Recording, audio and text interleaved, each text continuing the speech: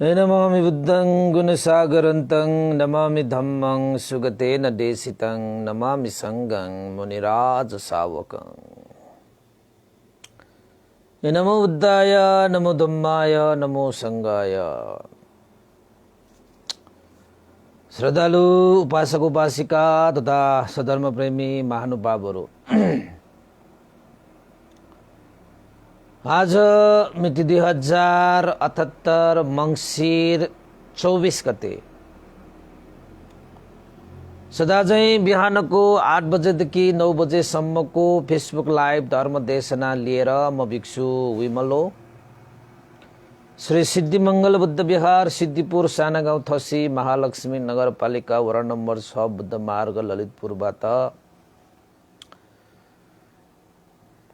देशना लिएर उपस्थित भइसकेको छु र देशना सुन्नको निमित्त फेसबुकमा जोडिरहनु हुने देश विदेशका सम्पूर्ण प्रत्यक्ष अप्रत्यक्ष सहभागी जनाउनु हुने श्रद्धावन्त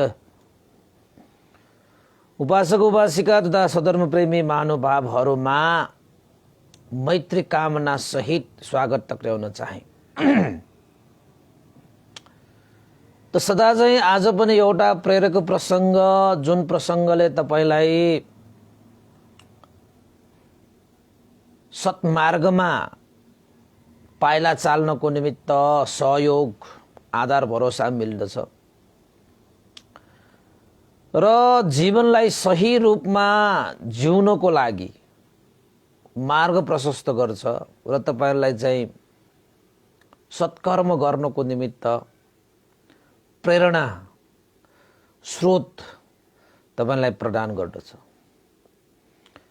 यस्ता विभिन्न कथाहरू देशना गर्ने क्रममा आज चाहिँ एउटा बोधिसत्व बोधिचर्यासँग सम्बन्धित भएको हुनाले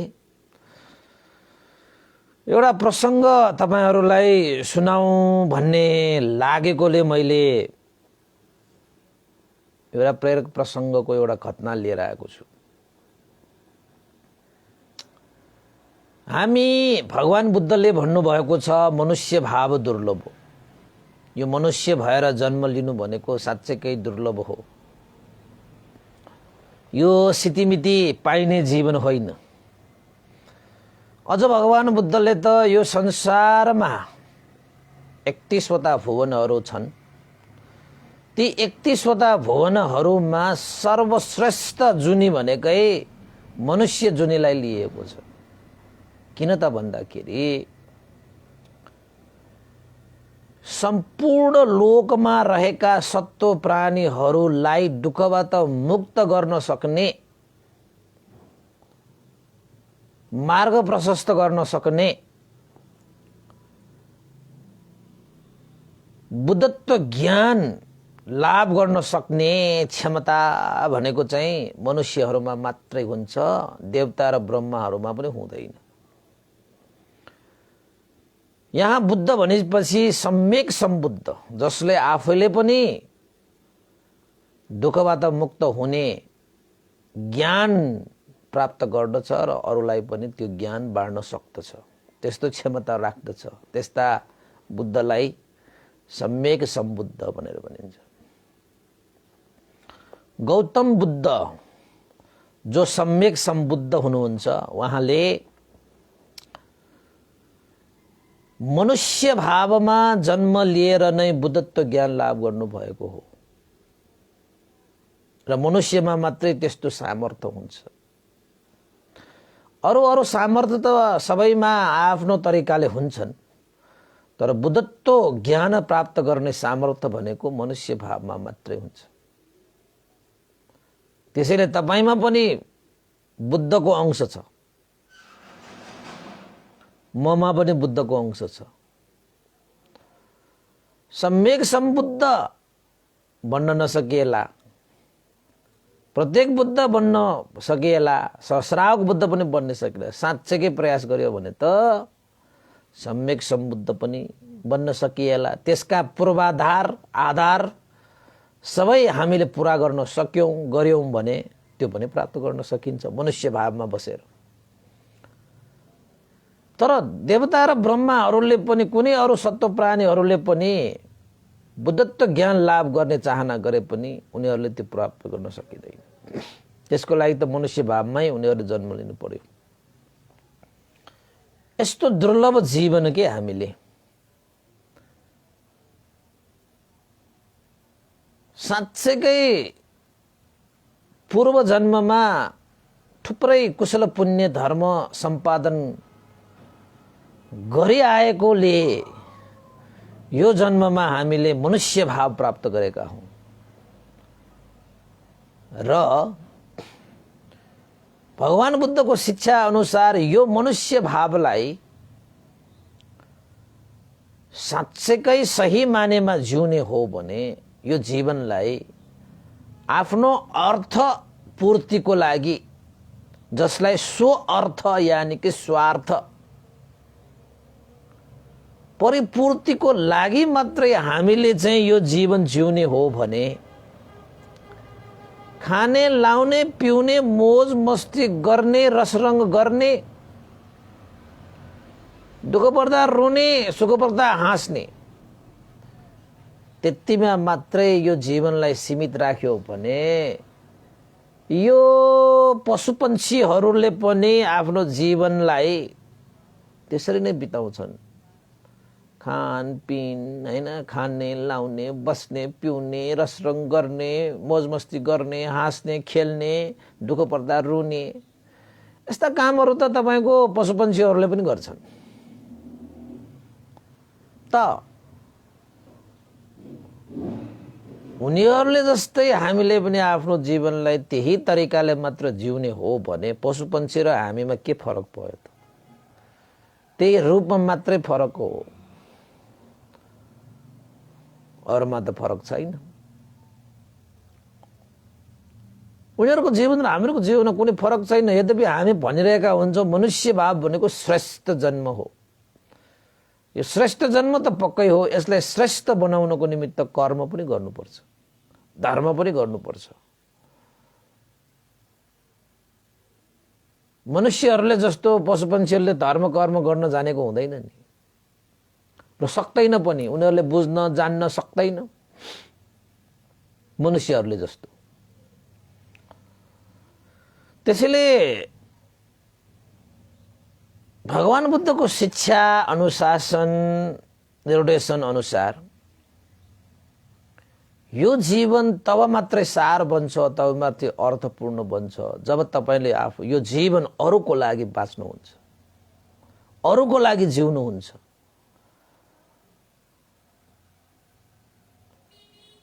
परिवार समाज राष्ट्र हैन सत्व प्राणीहरूको लागि, उद्धारको लागि, उपकारको लागि, हित सुखको लागि तपाईले आफ्नो जीवन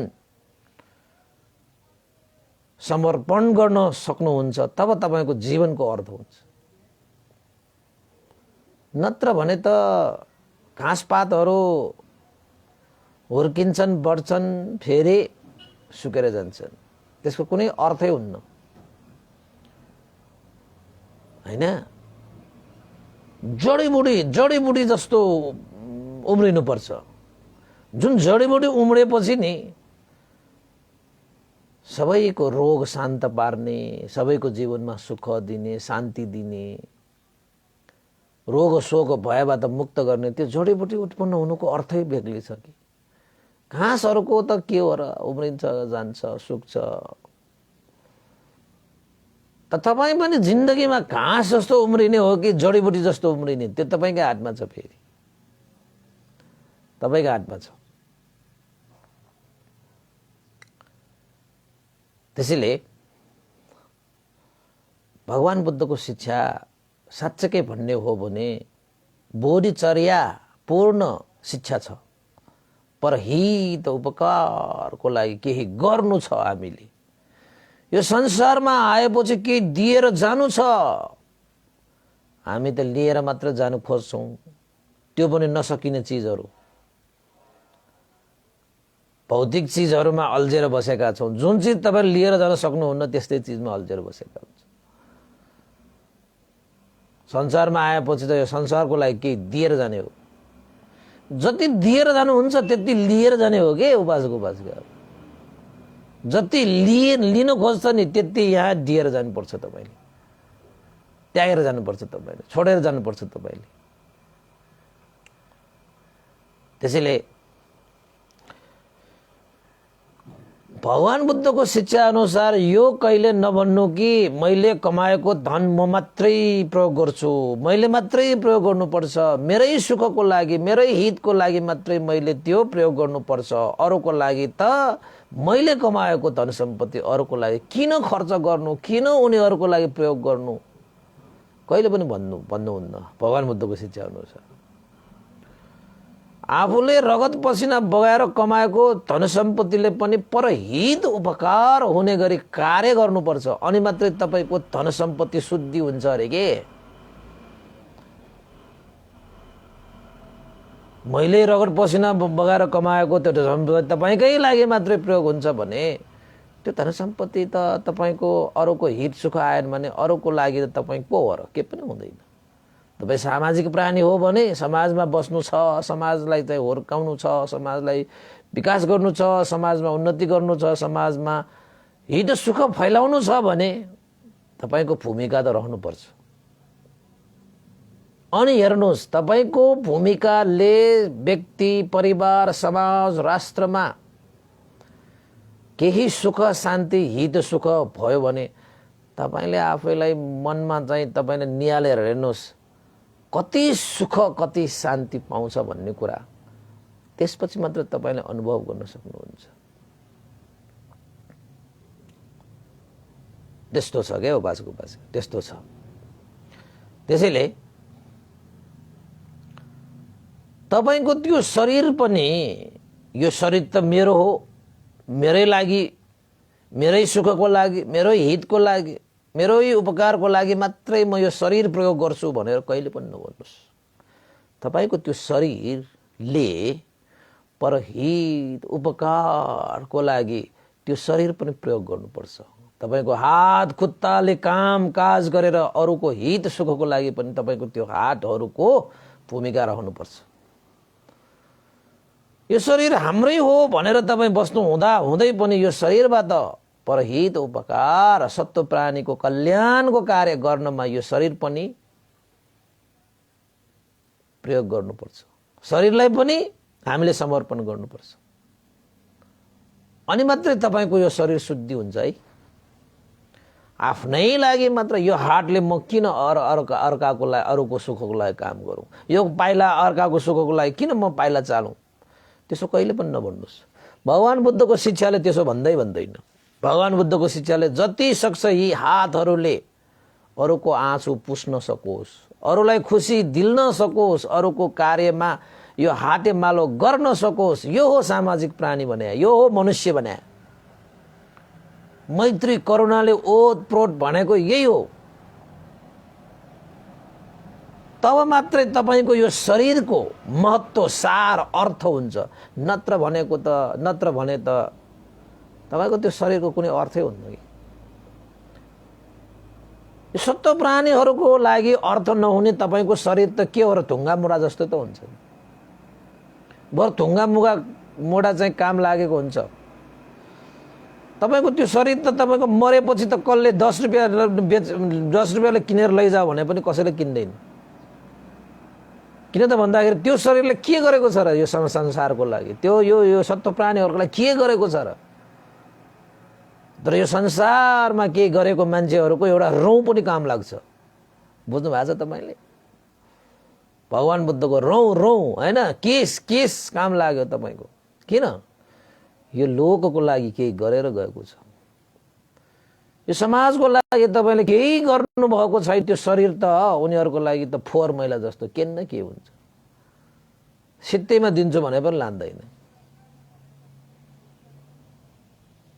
त्यसैले आफ्नो मूल्य मान्यता बढाउने भनेको अरूले होइन, आफूले नै तपाईले चाहिँ सत्कर्म गरेर तपाईले आफ्नो जीवनको मूल्य र मान्यता बढाउने हो।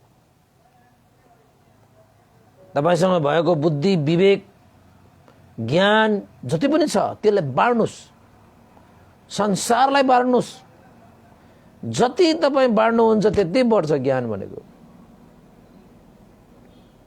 तपाईसँग भएको बुद्धि विवेक ज्ञान हैन, मनमा भएको त्यो चाहिँ धर्म कर्म तपाईले अरूलाई दिनु भएन भने, तपाईसँग भएको ज्ञान बुद्धि तपाईकै लागि मात्र हित सुखको लागि हो भने, यो संसारको लागि के त्यसको अर्थै छैन भने, जबसम्म अरूको हित सुखको लागि तपाईको ज्ञान प्रयोग हुँदैन, आधार हुँदैन भने तपाईको ज्ञानको के अर्थ भयो र? यो संसारमा के पनि अर्थ भएन।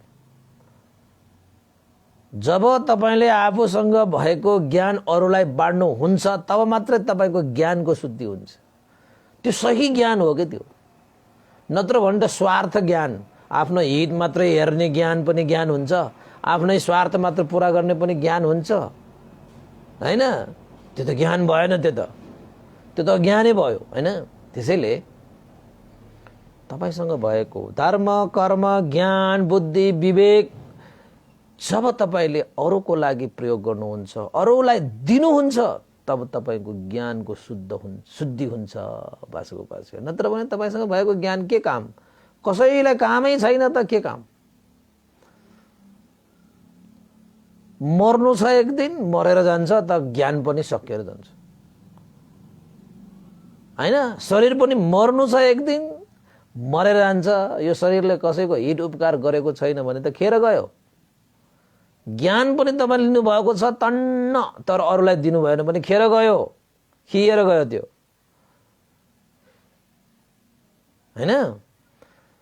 अब तपाईले चाहिँ बोलीले वचनले जति बोले पनि आफ्नै स्वार्थीको लागि मात्र बोल्ने मान्छेहरूको के अर्थ भयो समाजमा? जब तपाईले अरूको हितको लागि तपाईले बोल्नुहुन्छ नि, तब तपाईको बोली नै शुद्धि हुन्छ कि? त्यसको अर्थ हुन्छ हो बासको पास। यो भनेको चाहिँ भगवान बुद्धको शिक्षा। भगवान बुद्धले यस्तो चर्या गर जुन तिम्रो काय वाक चित्तले परहित उपकार होस्, मङ्गल होस्, कल्याण होस्, जय होस्। आफ्नै स्वार्थ आफ्नै अर्थ परिपूर्तिको लागि मात्रै शरीर वचन मन तन मन धनलाई प्रयोग नगर। त्यसरी त पशुपन्छीहरूले पनि आफ्नो जीवन यापन गरिरहेको हुन्छ। मनुष्य भाव भनेको पशुपन्छीहरूभन्दा कति श्रेष्ठ। त्यस्तो श्रेष्ठ जीवन पाएर पनि यदि श्रेष्ठताको महानतालाई प्रदर्शन गर्ने गरी जीवनलाई सम्पादन गर्न सकिएन भने तपाईको यो दुर्लभ जीवन भनेको त सुलभ हुन्छ। तपाईको दुर्लभ जीवन सुलभ भनेको त सस्तो हुन्छ कि? सस्तो जीवन हुन्छ हैन? त्यसैले उपासक उपासिकाहरू आफ्नो जीवनको सार अर्थ मूल्य मान्यता कसरी हुन्छ? हामीसँग धन सम्पत्ति छ, त्यो धन सम्पत्तिलाई आफूलाई मात्र प्रयोग गर्नु, अरूको हितको लागि पनि प्रयोग गरिदिनुस्। खान नपाएका हुन्छन्, नाउन नपाएका हुन्छन्, बाटो घाटो पाती पौवा कुवा खोला नाला हैन, पोखरी सोगरी आदि इत्यादि सबैको हित सुखको लागि गर्ने। अझ त्योभन्दा शील समाधि प्रज्ञाले सम्पन्न भएर संसारमा धर्मको बिउ छरिरहने श्रमणहरूको लागि हैन, तपाईको त्यो सम्पत्तिलाई चाहिँ प्रयोग गरिदिने, बिहार बनाइदिने, ध्यान केन्द्रहरू बनाइदिने, भिक्षुहरूको जीवनको लागि चतुप्रत्यय दान गरिदिने, धर्मका कार्यक्रम गर्नको निमित्त धार्मिक कार्यक्रमको लागि पनि दान गरिदिने। आहा, धर्मरसपान धर्मरस छर्ने, त्यसको लागि पनि धन सम्पत्तिहरू तपाईले त्याग गर्न सक्नुहुन्छ हैन? यस्ता जीवनबाट हामीले साँच्चैकै आफ्नो जीवनको मूल्य मान्यता, यसको रस, यसको अर्थ, यसको सार, यसलाई हामीले चाहिँ वृद्धि गरिरहेको हुन्छ। त्यसैले उपासक उपासिकाहरू आफ्नो जीवनमा भएका धन सम्पत्तिहरूलाई आफ्नै हित सुखको लागि मात्र नभइकन परहित उपकारको लागि तपाईले चाहिँ प्रयोग गर्न सक्नुभयो भने तपाईको धन शुद्धि भयो। यो मान्नुहोस्, र आफ्नो यो शरीर जो छ, यो हाम्रो काय, त्यो शरीर कायलाई पनि आफूले चाहिँ अरूको हित सुखको लागि, अरूको मङ्गल कल्याणको लागि तपाईले यो शरीरबाट पनि केही अरूको लागि पनि केही गरिदियो भने यो शरीर पनि शुद्धि हुन्छ र अरूको तपाईमा भएको ज्ञान बुद्धि विवेक धर्म कर्म अरूलाई तपाईले बाँड्नु भयो भने त्यो ज्ञान बुद्धि विवेक तपाईको मन पनि शुद्ध भएर आउँछ नि। त्यसैले यो भनेको भगवान बुद्धको शिक्षा अनुसार बोधिसत्व बन्ने र बोधिचर्या गर्ने विषय भयो। त मान्छेहरू स्वार्थको कारणले गर्दाखेरि त्यसो गर्न सक्दैन, गाह्रो मान्छन्। आफू भलो त जगत भलो, आफूलाई हित भयो त संसारै हित भएको ठान्छ, आफूलाई खुसी मिल्यो त जसरी पनि हैन जहाँ पनि जे पनि गर्न सक्ने खाले मान्छेहरू पनि हुन सक्छन्। कोही मान्छे त्यस्तो हुन्छ नि, अरू त जे होस् हैन आफू खाऊ आफै लाऊ, बाँचौं र बचाउँ भन्ने एउटा चाहिँ नारा भगवान बुद्धले 2500-2600 वर्ष अगाडि नै गर्नुभएको। यो त बाँचौं र बचाउँ भनेको चाहिँ बोधिचर्या हो नि। आफूले पनि ज्ञान प्राप्त गर्ने, आफू पनि दुःखबाट मुक्त हुने र अरूलाई पनि दुःखबाट मुक्त हुने भनेको मतलब साँच्चै यो जीवन आफू पनि अर्थमय सारमय बनाएर आफू पनि बाँच्ने र अरूलाई पनि सार र अर्थपूर्ण तरिकाले उनीहरूको जीवन पनि बचाउने। बाँचौं र बचाउँ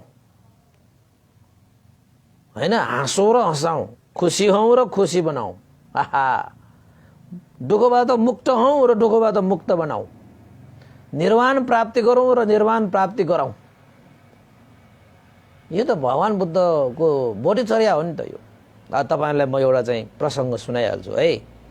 अब धेरै लामो नबन्नु, अब भूमिका धेरै बाँड्यो भने फेरि तपाईहरुलाई चाहिँ अर्कै होला। फेरि आज एउटा चाहिँ सानो प्रसंग मात्रै छ, बोधिसत्व र बोधिचर्या गर्ने एउटा प्रेरक प्रसंग छ। एउटा मरुभूमि थियो। मरुभूमिमा 3 जना साथीहरू मरुभूमिमा हेर्दैछन्। मरुभूमि भनेपछि तपाईलाई थाहै छ, कुनै बोट बिरुवाहरू पाइँदैन, पानी पाइँदैन, बालुवा घाम लागेर त्यो यति राप हुन्छ कि प्यासले तडपेर मर्न सक्छ। मरुभूमि भनेको त्यस्तो। मरुभूमिको यात्रा भनेको त साह्रै कठिन पो हुन्छ। मरुभूमिको यात्रा गर्दा गर्दै ती 3 जना साथीहरू लखत्रान भए। कता पाइएला त पानी, कता पाइएला त केही खानेकुरा, केही छैन।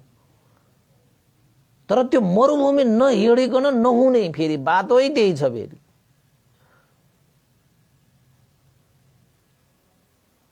तीन जना साथीहरू पानीको खोजी, खानाको खोजीमा हेर्दैछ। कतै भेट्टाइएन।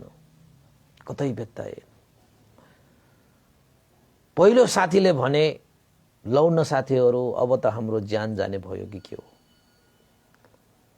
चारै दिशामा खाली बालुवा देख्छु, न कतै पानी छ, न कतै फलफुलको खानी छ।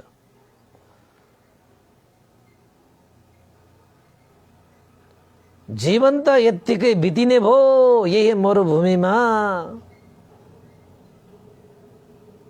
भस्म भएर जाने पो हो कि। निराश भए पहिलो नम्बरको साथी।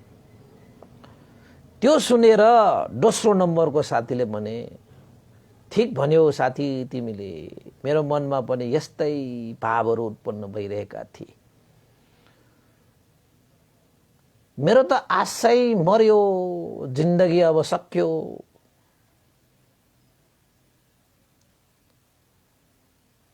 अब त प्यासले यो शरीर गल्ने भयो, सुक्ने भयो, खुट्टाहरू काप्न थाल्यो, अब त लडिने पो हो कि। दोस्रो साथीले भन्यो। त्यसपछि तेस्रो साथीले भने, होइन मित्रहरू, हिम्मत गर, सास भएसम्म आस हुन्छ। जति सक्छ प्रयास गर्नुपर्छ। हिँड, नठाक, जाम, अवश्य पनि भेटिएला पानी, फलफुलको खानी, हैन? तेस्रो साथीले त्यसरी के हिम्मत दिएको थियो, दुईजना साथीको त हिम्मतै आयो, पाइएला कि के हो भन्ने जस्तो। आशै मरेपछि मान्छेहरूको जीवन निराश हुन्छ कि उसले केही गर्न सक्दैन। आश भनेको चाहिँ जीवनलाई चाहिँ जिउनको निमित्त शक्ति दिन्छ कि त्यसले। आश भनेको आशा। तपाईको जिन्दगीमा केही आशै भएन भने तपाईको जीवन निराश हुन्छ। निराश भइसक्यो, केही छैन जिन्दगी, केही छैन भने डिप्रेसन भएर खत्तमै हुन्छ। त्यसले आशा जगाइराख्नुपर्छ जीवनमा। यो आशा भनेको चाहिँ जीवन जिउने एउटा आधार पनि हो के त्यो आशा भनेको। त तेस्रो साथीले त्यसो भनेपछि दुईजना साथी जो निराश भइसकेका थिए उनीहरुमा पनि आशा पलाए। हो र, पाइएला र, किन नपाउनु, पाइएला नि, खोज्नु पर्छ, जाग्नु पर्छ, लम्किनु पर्छ। तीनजना साथीहरुको बीचमा तेस्रो साथीले त्यसो भन्दै गर्दाखेरि उनीहरुको मनमा एउटा उत्साह, एउटा जागरण, एउटा ऊर्जा थपियो। अन्तिम श्वाससम्म हामीले चाहिँ जीवन जिउने आधार फेला पार्नु छ, प्रयास गर्नु छ। यतिकै हामीले यो खुट्टालाई रोकिनुहुन्न। जब यो खुट्टा रोकिन्छ मरुभूमिमा हाम्रो यो जीवन गल्छ, सुक्छ, खत्तम हुन्छ। तेस्रो साथीले उनीहरुलाई हौसला दिँदै, ऊर्जा दिँदै उनीहरुलाई लगेछ। बिस्तारै हिँड्दै हिँड्दै हिँड्दै जाँदै गर्दाखेरि ओहो, अन्ततः उनीहरुले एउटा ठूलो पर्खाल देखियो, पर्खाल भेटियो मरुभूमिको बीचमा के। मरुभूमि यता छ, त्यहाँबाट पर्खाल भेटेछ। अनि उनीहरुले थाल्यो, ओहो पर्खाल त आयो, मरुभूमिकोमा चाहिँ पर्खाल आएछ, पक्कै पनि यो पर्खाल पछाडी के होला। यदि हामीले यो पर्खाल नागेर हेर्न सक्यो भने यो पर्खाल नागेर उतापट्टि के छ त्यसलाई हामीले हेर्नुपर्छ भनेपछि दोस्रो साथीले पनि भन्यो, तिमीले ठीक भन्यो, अब बेर नगरौं, चाँडो भन्दा चाँडो यो पर्खाल नागौं। तर नाग्ने कसरी? पर्खाल त लामो छ, पर्खाल त ठूलो छ, नाग्ने कसरी? त्यतिकै हाम्रो शरीर गलिसकेको छ, थाकिसकेको छ, अझ यत्रो पर्खाल। तेस्रो साथीले भने, धन्दा नमान्नु साथीहरु, म काँड थाप्देऊला, मित्रहरु मेरो काँडमा चढेर पर्खाल नाग्नु। अब हामीले एकले अर्काको काँड नचढिकन यो पर्खाल नाग्न सक्ने अवस्था आउँदैन। त्यसैले ढिला नगरौं, अब काँडमा चढेर पर्खाल नागौं। त दोस्रो साथीले पनि त्यो तेस्रो साथीको काँडमा चढेछ। तेस्रो साथी काँडमा चढिसकेपछि पहिलो साथी फेरि दोस्रो साथीको काँडमा चढेर पर्खालमा यसो पर्खालको माथि पुगेछ। कस्तो गरेर भनौं न, जसो तसो हैन,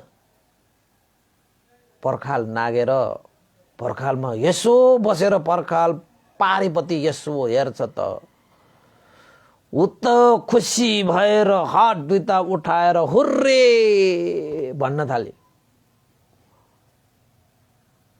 त्यति हुर्रे भनेर त्यो पर्खालबाट झ्वाममा हाम फालिहाल्यो कि।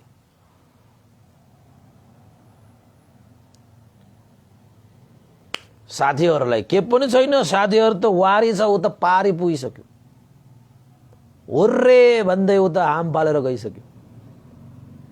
साथीहरु त अचम्म, के भयो कसो भयो? दोस्रो साथीले भन्यो, ल ल हाम्रो पहिलो साथी त हुर्रे भनेर हाम फालेर गइसक्यो त के हो, हामीलाई त के भनेन, के हो हुर्रे, किन हो हुर्रे, कसरी हो हुर्रे। लौ न साथी मलाई पनि हातले कचेट, म पनि यो पर्खाल नागेर के छ हेर्जो हेरौँला। तेस्रो नम्बरको त्यो साथीले काँडले मात्र होइन, त्यसले त हातले पनि कचटेर होइन, हातले पनि बल दिएर उसलाई त्यो पर्खाल माथि राखेको के थियो। त्यो दोस्रो नम्बरको साथी पनि उता पारेपट्टि हेरेर उसले पनि हात त्यसो उठाएर हुर्रे हुर्रे भनेको खुसी त भएको होला नि त। केही चिज पाएपछि खुसी भएपछि होइन, अनि त हुर्रे भन्ने हो नि होइन। त्यो त हुर्रे भनेर त्यो पनि त्यहाँबाट हाम फाल्यो बा। ल तेस्रो नम्बरको साथी त हेरेको हेरै भयो। त्यो त न पहिलो नम्बरको साथीले के भनेर त्यहाँबाट हाम फाले, दोस्रो नम्बरको साथीले त भनेको थियो, हामीलाई त के खबरै नगरिकन पहिलो साथी त हाम फालेर गयो त हुर्रे भनेर। के हो, केही भनेन भन्नेको मान्छे दोस्रो साथीले पनि त्यो पर्खाल माथि पुगेपछि उसले पनि केही नभनिकन हुर्रे भन्दै त्यो पनि हाम फालेर गयो। तेस्रो नम्बरको साथीले विचार गर्यो, पक्कै पनि पारी केही छ, यो पर्खालको पारी केही छ। त साथीहरू हुर्रे भनेर गइहाले। अब आफू एक्लो यतापट्टि उसले पनि मैले जसरी भए पनि, जस्तो सुकै उपाय लगाए पनि, जस्तो सुकै कष्ट भए पनि यो पर्खाल नागेर म एकचोटि हेर्नै पर्छ। यद्यपि साथीहरू त गइसक्यो, त्यहाँबाट पर्खाल नागेर गइसक्यो, उसलाई उठाउने सुताउने के पनि गरेन। त त्यसपछि त्यो तेस्रो नम्बरको त्यो साथी चाहिँले जसो तसो ऐन तीन मिलाएर उसले अन्तत त्यो पर्खाल माथि चढेर छाडे। धेरै दुःख कष्ट सहेर न उसलाई साथीहरूले छोडेर गएकोमा केही गुनासो थियो, न अरूहरूको कुनै साथ पाइन्छ भन्ने आशा नै थियो। आफ्नै मेहनत आफ्नै पुरुषार्थले त्यो तेस्रो नम्बरको साथी पर्खाल नागेरै छोडे, सफल पनि भयो। र पर्खाल माथि बसेर पारी हेर्छ त त्यहाँ त जलधारहरू, जलका स्रोतहरू, पोखरीहरू, उतापट्टि पारी त हरियाली वनहरू, फलफुलका बगैँचाहरू। ओहो, यतापट्टि तपाईको चाहिँ मरुभूमि छ भने उतापट्टि त पुरा हरियाली, शीतल शान्त।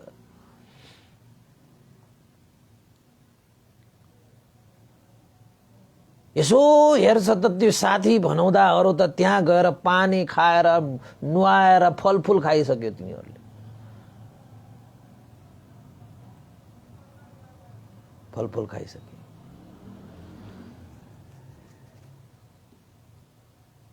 त्यसपछि त्यो तेस्रो नम्बरको साथीले के गरे, यी दुईजना साथीहरू आफ्नो लागि जिउँदछ। आफू जिउन पाएपछि पुगेको ठानेको छ। म पनि तल जम गएर हाम फालेर गएर उनीहरू जस्तो फलफुल खान थाले, पानी पिएर नुहाउन थाले। उनीहरू र ममा के फरक छ? केही फरक हुँदैन।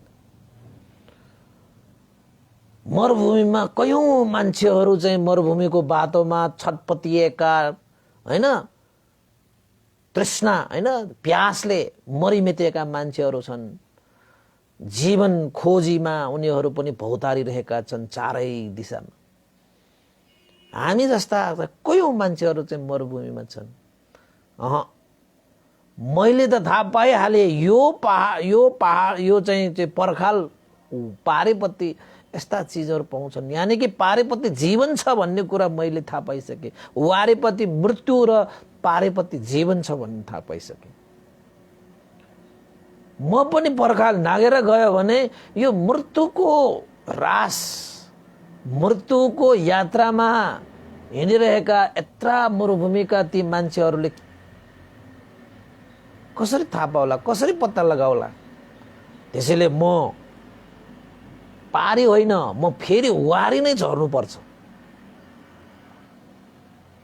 म वारी नै झर्नुपर्छ भनेर त्यो तेस्रो नम्बरको साथी पारी गएर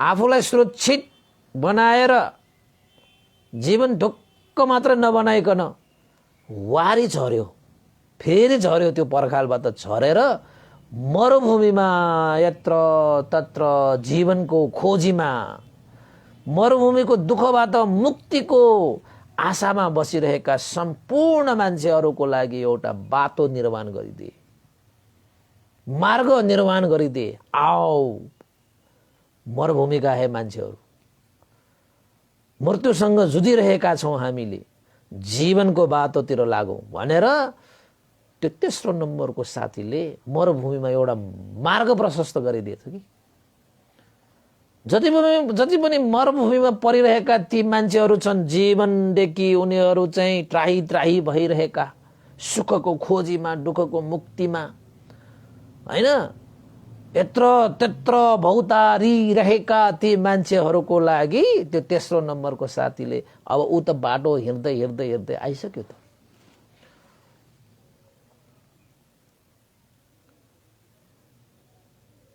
त उसले एउटा बाटो निर्माण गरेर त्यो पर्खालमा के गरिदियो त भन्दाखेरि एउटा भर्याङ पनि निर्माण गरिदियो। भर्याङ पनि निर्माण गरेर त्यो वारी भर्याङ निर्माण गरेर पारी पनि भर्याङ निर्माण गरिदिए।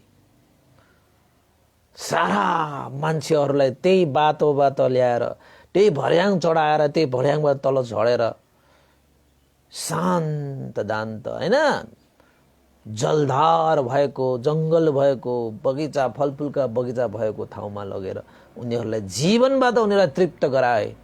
यति मात्र होइन उपासक उपासिकाहरू, त्यो तेस्रो नम्बरको साथीले वारीपति जुन हरियाली थियो, जलधारहरू थिए, फलफुलका बगैँचाहरू थिए, ती सारा चिजलाई मेहनत गरेर, परिश्रम गरेर अन्ततः यो मरुभूमि जो छ नि, त्यो मरुभूमिलाई पनि जसरी पारी हरियाली थिए, जलधारहरू थिए, तपाईको बगैँचाहरू थिए, सारा चिजलाई चाहिँ त्यो पर्खालबाटै तपाईको चाहिँ प्वाल निर्माण गरेर आखिर त त्यो तेस्रो नम्बरको साथीले मरुभूमिमा पनि सिँचाइ गरिदिए, मरुभूमिमा पनि जङ्गल बनाइदिए, मरुभूमिमा पनि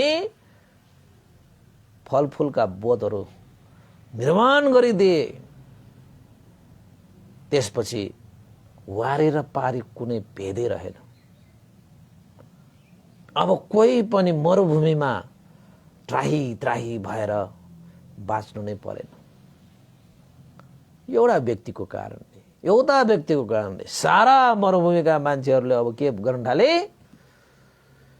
अँध्यारोमा हिँडिरहेको बेलामा उज्यालो पाए जस्तो, बाटो बिराएकाहरूले बाटो पाएको जस्तो, हैन, थाकेकाहरूले चौतारा मिलेको जस्तो, प्यासले लखतरान भएकाहरूले चाहिँ पानी पाए जस्तो, आहा, जीवन कति आनन्द सुख शान्तिले बिताउनु पाए। त्यो तेस्रो नम्बरको साथी त्यो पर्खाल माथि बसेर हेर्दैछ रे, खुसी हुँदै। आखिर खुसीको लागि, मुक्तिको लागि एउटै बाटो त सुरु हुनुपर्ने रहेछ त। यता पनि आज कुनै भेदै छैन, कुनै भेदै छैन। र ती मान्छेहरूले त्यो तेस्रो नम्बरको साथीलाई जय जयकार गरे, साधुकार दिए। भनिन्छ त्यो व्यक्तिले बोधीचर्या गर्नु भएको रे। अरूको हित सुखको निमित्त कार्य गरेको भनिन्छ त्यो व्यक्ति बोधिसत्व हो रे के। बोधिसत्वहरूले त बोधिचर्या गर्छन्। त्यो व्यक्ति को रे? बोधिसत्व। त्यो व्यक्तिले के गर्नुभयो? बोधिचर्या गर्नुभयो। त्यसैले त्यस्ता जीवनहरूको मूल्य र मान्यता कति हुन्छ होला तपाईँ आफै भन्नुहोस् त। त्यो व्यक्तिलाई के भन्नुहुन्छ? धिक्कार तिमीले गरेको भन्नुहुन्छ कि वाह? दुईजना साथीहरू त होर्रे भनेर झाम फालेका हुन् नि। तर त्यो व्यक्तिले चाहिँ के गरे? आफ्नो लागि मात्रै हुने हो भने त उसले पनि होर्रे भनेर चाहिँ जान सक्थ्यो। तर उसले त्यो गरेन। मरुभूमिमा सिँचाइ गरिदियो भने बोधिसत्वहरू भनेको त्यस्तो हुन्छ। कसैले नसोचेको असम्भव भन्ठानेको कुरालाई पनि सम्भव गर्न सक्छ के बोधिसत्वहरूले। त्यो चाहिँ बोधिचर्या पछि त्यस्तो सफलता मिल्छ। त भगवान बुद्धले हामीलाई त्यो शिक्षा सिकाउनु। जीवन रहेसम्म बोधिचर्या गर्नु, पर हित उपकारको लागि जिउनु, आफ्नै स्वार्थ आफ्नै अर्थ परिपूर्तिको लागि मात्र कहिले जिउने होइन। त्यो त पशुपन्छीहरूले पनि जिएको हुन्छन्। यस्तो जीवनलाई त पशुपन्छीको समान जीवन भनिन्छ। मनुष्य जीवन भनेको त्योभन्दा उच्च श्रेष्ठ पनि त देवता र ब्रह्माहरूले छुन नसकिने स्वामित्व प्राप्त गर्न सक्ने जीवनले त्यो पशुपन्छीहरूले जस्तो मात्र जीवन जिउने हो भने तपाईँको जीवनको अर्थ के? कुनै अर्थै रहेन। त्यसैले तपाईँ पनि त्यो पर्खालमा पुगेपछि होर्रे भनेर जम्प गर्ने, हाम फालेर जाने मान्छेमा त परेन कि तपाईँ? होइन, वारी त यस्तो छ भन्ने थाहा पाएँ म, पारी त यस्तो छ भन्ने थाहा पाएँ म, वारी गएर साराको दुःखलाई मुक्त गर्नको निमित्त मैले मार्ग प्रशस्त गर्नुपर्छ भनेर तपाईँले केही अरूको जीवनको लागि केही गरिदिनुहोस्, तपाईँको जीवन धन्य हुन्छ। तपाईँको जीवन धन्य हुन्छ। त भगवान बुद्धले पनि हामीलाई यही शिक्षा दिनुभएको छ। बोधिसत्व तपाईँ पनि बन्न सक्नुहुन्छ, म पनि बन्न सक्छु। बोधिचर्या तपाईँले पनि गर्न सक्नुहुन्छ, म पनि गर्न सक्छु, हैन? यद्यपि भगवान बुद्धले जस्तै पारमिता गुण धर्म सम्पादन गर्दाखेरि मासु नै काटेर आँखाले निकालेर दिए जस्तो त दिनु नपर्ला अहिले, हैन? तर सक्दो रूपमा आफूले क्षमता भएसम्म अरूको हित उपकारको निमित्त तपाईँले जीवन जिउनुहोस्। तपाईँले जीवन रस पिउनु हुनेछ, जीवनको स्वाद, जीवनको सार, जीवनको अर्थ हुनेछ। नत्र भने त आफ्नै लागि मात्र जिउने, आफ्नै अर्थ मात्रै परिपूर्ण गर्ने जीवन त बेस्वादको जीवन हो। स्वादिलो जीवन जिउने हो भने त साँच्चै तपाईँले अरूको लागि केही बोलिदिनुपर्छ, केही गरिदिनुपर्छ, केही सोचिदिनुपर्छ, केही बाँडिदिनुपर्छ। अरूको हित सुखको लागि तपाईँले आफ्नो जीवन एकपल्ट जिएर हेर्नुहोस्, अनि थाहा पाउनुहुनेछ जीवनको अर्थ के हो, जीवनको मूल्य के हो, जीवनको मान्यता के हो, जीवनको सार के हो, जीवनको रस के हो। अनि मात्रै बुझिनेछ उपासकहरू। ल त आजको यो बोधिसत्व बोधिचर्या प्रसङ्ग यही टुङ्ग्याए है। कस्तो लाग्यो, के लाग्यो, आफूलाई कस्तो अनुभव भयो, देशना सुनेर आदि इत्यादि तपाईँले चाहिँ कमेन्टमा लेख्नु होला है, र सेयर गर्नुहोला, लाइक गर्नुहोला, हैन? आजकल त अब अलिकति व्यस्त भइरहेको छ सबै उपासक उपासिकाहरू। पहिला जस्तो धेरैले सुन्न पनि पाइरहेको छैन प्रत्यक्ष रूपमा, हैन?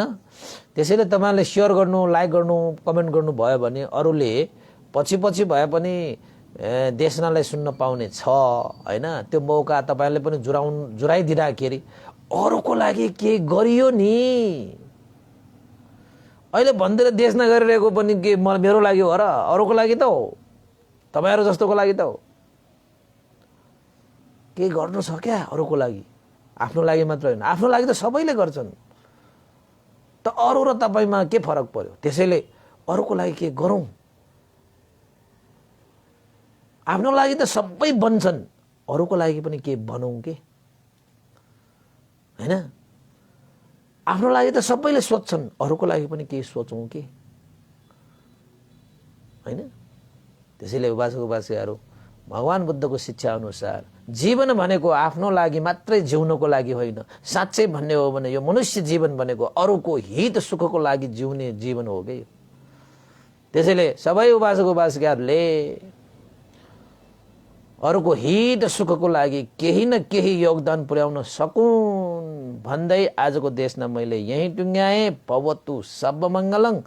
यो पुण्यको अनुभवले विशेषतः श्रद्धेय गुरुवर ज्ञान पुण्डित महाशिविर मण्डे, श्रद्धेय गुरुवर सयादव उपनिध विवंश लगाएर सम्पूर्ण देवता मनुष्य सत्व प्राणीहरू र तपाईँहरू सबैका भित्र जानुभएका ज्ञाति बन्धुहरूलाई पनि यो पुण्य प्राप्त भई उहाँहरूको पनि हित सुख होस् भनेर आशिका गरे। देशना सुन्नु हुने प्रत्यक्ष अप्रत्यक्ष देशना सुन्ने सम्पूर्णमा यो पुण्यको प्रभावले जीवनमा बोधिसत्व, बोधिचित्त, बोधिचर्या वृद्धि भएर लोक कल्याणको मार्गमा पाइला चाल्न सकोस् भन्ने आशिका गर्दै पुण्यानुमोदन चाहे।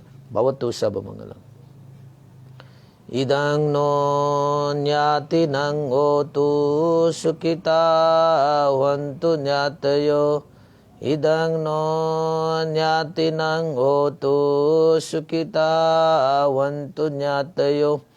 इदं नो ज्ञातिनं होतु सुखिता वन्तु ज्ञातयो। एतावता च मेहि सम्भतं पुण्यसम्पदं सब्बे देवानुमोदन्तु सर्वसम्पत्तिसिद्धिया। एतावता च मेहि सम्भतं पुण्यसम्पदं सब्बे सत्तानुमोदन्तु सर्वसम्पत्तिसिद्धिया। एतावता च मेहि सम्भतं पुण्यसम्पदं सब्बे भूतानुमोदन्तु सर्वसम्पत्तिसिद्धिया। साधु साधु साधु। ल श्रद्धालु उपासक उपासिकाहरू, अब हामीले चाहिँ भोलि शनिबारको दिन बेलुका मैले समय त छुट्याएको छैन हैन। भोलि एकचोटि चाहिँ जुम कार्यक्रममा हामी सहभागी हुनु पर्ला। म तपाईहरुलाई जुम आइडी पनि दिउँला है, जुम पासकोड पनि तपाईहरुलाई दिउँला र जुममा एकचोटि चाहिँ ध्यानको विषयमा केही छ भने, धर्मको विषयमा केही छ भने हामी धम्म साक्षात्कारको रूपमा चाहिँ अब बेलुकाको समय अलिकति अब भन्तेले पनि अलिकति प्रत्यक्ष रूपमा समय दिएर तपाईहरुसँग चाहिँ धम्म साक्षात्कार गर्ने जमर्को गरेको छु है। म सायद म आज भए पनि भोलि भए पनि तपाईहरुको लागि चाहिँ जुम पासकोड र आइडी पनि तपाईहरुलाई दिएर फेसबुकमै पहिले पोस्ट गर्ने छु। तपाईहरु पनि जोड्न सक्नुहुनेछ है त। अनि त्यसमा चाहिँ हाम्रो ध्यानका कुराहरू, ज्ञानका कुराहरू, धर्मका कुराहरू, कर्मका कुराहरू हैन, मर्मका कुराहरू, शर्मका कुराहरू के छन् चाहिँ हामी धम्म साक्षात्कार भनेर चाहिँ धर्मको छलफल हामी गर्नेछौँ। तपाईहरुको चाहिँ ध्यानकोमा केही चाहिँ आफूलाई लागेको कुराहरू, अनुभवहरू पनि व्यक्त गर्न सक्नुहुन्छ हैन। त्यसैले चाहिँ मैले शनिबारदेखि भोलिदेखि बेलुकाको समयलाई त्यसरी मिलाएको छु। तपाईहरु पनि जोड्नु हुनेछ भन्ने आशा एवं विश्वासका साथ बिदा हुन चाहे। भवतु सर्वमङ्गलम्।